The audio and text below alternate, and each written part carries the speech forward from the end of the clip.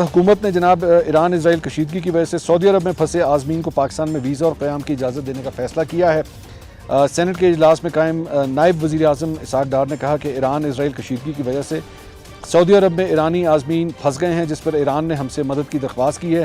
ہم نے ایران کی درخواست پر غور کرنے کے بعد فیصلہ کیا ہے کہ ہم ایرانی عازمین کو کراچی ایئرپورٹ پہ آنے کی اجازت دیں گے اور انہیں آمد کے ساتھ ویزا آن ارائیول اور ایئرپورٹ پر ویزے کی سہولت جو ہے وہ فراہم کی جائے گی۔ اسحاق ڈار نے کہا کہ ایرانی عازمین کو کراچی میں قیام کی اجازت ہوگی اور پھر ایرانی حکومت انہیں شٹل سروس یا پھر دیگر کسی طریقے سے زمینی راستے کے ذریعے وایا بلوچستان جو ہے ایران شفٹ کرے گی۔ تو پاکستان کی طرف سے ایک بڑا اچھا جیسچر جو ہے وہ ایران کے عوام کے لیے جو ہے وہ دیا گیا ہے۔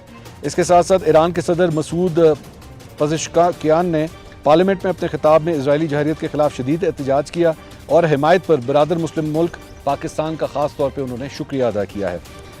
ایرانی سفارت خانے کی جانب سے سوشل میڈیا پہ جاری بیان میں ایک ویڈیو میں دیکھا جا سکتا ہے کہ ارکان پارلیمنٹ پاکستان تشکر کے نعرے لگا رہے ہیں۔ یہ موقع تب آیا جب ایرانی صدر نے اسرائیلی جارحیت کے خلاف پاکستان کی جانب سے کڑے وقت میں حمایت کے اظہار پر شکریہ ادا کیا اور پاکستان کے کردار کی انہوں نے تعریف کی ہے۔